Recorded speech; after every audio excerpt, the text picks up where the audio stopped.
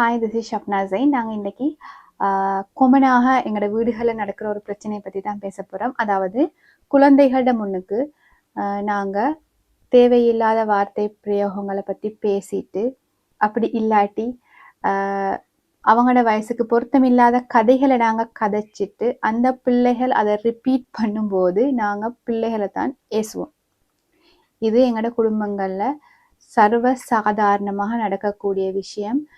So இந்த மாதிரி விஷயங்களை நாங்கள் எப்படி டீல் பண்ணலாம், எப்படி இதை முறையாக பேணி கொள்ளலாம் என்ற விஷயத்தை பற்றி தான் நாங்கள் இந்த வீடியோவில் பார்க்க போகிறோம். ஸோ நாங்கள் செஞ்ச அதே வேலையை எங்களோட பிள்ளை செய்கிற நேரம் அது பிளாண்டு நாங்கள் ஒரு ஜட்ஜ்மெண்ட்டுக்கு வந்து எங்களோட பிள்ளைய ஏசியோ அடிச்சோ ஏதோ ஒரு நடவடிக்கை எடுக்கிறோம்னு சொன்னால் பிள்ளை இதால் நிறைய விஷயங்களுக்கு முகம் கொடுக்க வேண்டி ஏற்படும்.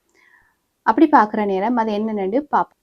பிள்ளை இதில் முதலாவது செய்ய போகிற வேலை என்னன்னு சொன்னால், எங்களோட உமாவோ வாப்பாவோ யாரோ ஒரு சொன்ன விஷயத்தை தான் பிள்ளை செய்து, அதனால் நாங்கள் அந்த பிள்ளைய ப்ளேம் பண்ணுறோம்.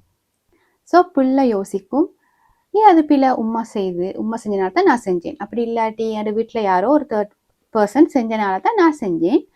பட் அவங்க செய்கிறது பிரச்சனை இல்லை, நான் செய்கிறது பிள்ளையாக கருதுறாங்க. ஸோ நான் என்ன செய்யணும்டா, நான் மட்டும் அல்லது ஏண்ட சூழலுக்குள்ள நான் இப்படி நடந்துக்கணும், எனக்கு அந்த ஃப்ரீடம் இருக்கி அப்படின்ற ஒரு ஜட்ஜ்மெண்ட்டுக்கு வரும். ஸோ எங்கட பிள்ளை எங்கட முன்னுக்கு ஒரு மாதிரியும் வெளியே பேய்த்து இன்னொரு மாதிரியும் நடிக்க வெளிக்கிடும். இது சாதாரணமாக நடக்கும். அடுத்து அப்படிப்பட்ட பிள்ளைகள் என்ன செய்யும்னு சொன்னா, எங்களை காண்ற நேரம் மட்டும் அந்த வேர்ட்ஸையோ இல்லாட்டி அந்த பேச்சையோ பேசாம இருக்கும். வெளியில போய்த்து தாராளமா சுதந்திரமாக அந்த பேச்சுக்களை அந்த வேர்ட்ஸை யூஸ் பண்ணும். இது ரெண்டாவது விஷயம். மூணாவது, இந்த பிள்ளைகளுக்கு என்ன காணப்படும்டா, எது சரி எது பிளாண்டு முடிவெடுக்கிறதுல கன்ஃபியூசன் இருக்கும்.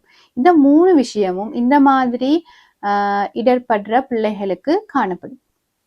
இது அவங்களோட லைஃப் லாங் என்ன செய்யும், எல்லா நடவடிக்கைகளையும் பாதிப்பை ஏற்படுத்தக்கூடிய ஒரு விஷயமாக மாறும். ஸோ இப்படியான சந்தர்ப்பங்கள் வராமல் நாங்கள் எப்படி பாதுகாத்து கொள்றதுன்னு பார்ப்போம். இதில் முதலாவது எக்ஸாம்பிளாக இருக்கணும். எங்களோட பேச்சு எங்களோட பிஹேவியர் இது ரெண்டும் தான் எங்களோட பிள்ளையோட வெளிப்பாடாக இருக்க போகுது. பிள்ளை செய்ய போகிறது அதுதான். ஸோ நாங்கள் அவங்களுக்கு முன்மாதிரியாக நடந்து கொள்கிற பேரண்ட்ஸாக காணப்படணும். அடுத்தது, பிள்ளை அப்படி தேவையில்லாத வார்த்தைகள் பிரயோகங்களை பேசும்போது அதை ஏசியோ நான் ஸ்ட்ரிக்காவோ எங்களுக்கு அதை நிப்பாட்டே இல்லை. நாங்கள் அதை வேணாமட்டு சொல்ல சொல்ல அந்த பிள்ளை அதை ரிப்பீட் பண்ணி கொண்டே இருக்கும். நீங்கள் அதை ப்ராக்டிக்கலி வீடுகளில் பார்த்துருப்பீங்க. ஸோ அந்த விஷயத்த சொல்லாதீங்கன்றதுக்கான காரணத்தை நாங்கள் அந்த பிள்ளைக்கு எக்ஸ்பிளைன் பண்ணி மெதுவாகத்தான் அதை எங்களுக்கு ஸ்டாப் பண்ண இயலும்ன்றதை நாங்கள் ஞாபகத்தில் வச்சுக்கணும். அதே மாதிரி நாங்கள் சொன்ன ஒரு வேர்டை தான் பிள்ளை யூஸ் பண்ணும்.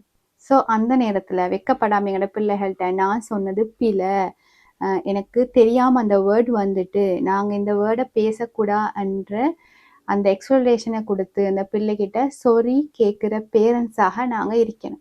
நாலாவதாக எங்களுக்கு செய்ய முடியுமான ஒரு வேலை தான் அந்த வேர்டுக்கு பதிலாக இன்னொரு வேர்டை நாங்கள் அறிமுகப்படுத்துறது. உதாரணமாக ஒரு பேட் வேர்ட் பிள்ளை பேசுதுன்னு சொன்னால் அந்த வேர்டுக்கு பதிலாக இதை சொல்லுங்க அப்படின்னு நாங்கள் பிள்ளைக்கு பழக்கப்படுத்தி விடுறது. இது சின்ன பிள்ளைகளுக்கு எங்களுக்கு ஈஸியாக செய்யலாம். உதாரணமாக 2 அல்லது 3, 4 வயசுக்குள்ள அந்த சின்ன வயசுக்குள்ள புள்ள ஒரு பேட் வேர்ட் யூஸ் பண்ணுதுன்னு சொன்னால் அதுக்கு எங்களுக்கு ரீப்ளேஸ்மெண்ட்டாக ஒரு வேர்டை கொடுக்கலாம்.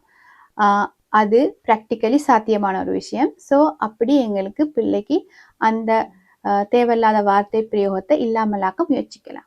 அடுத்து நாங்கள் முக்கியமாக நோக்க வேண்டிய ஒரு விஷயம்தான், பயத்தால் ஒரு விஷயத்தை எங்களுக்கு இல்லாமலாம்.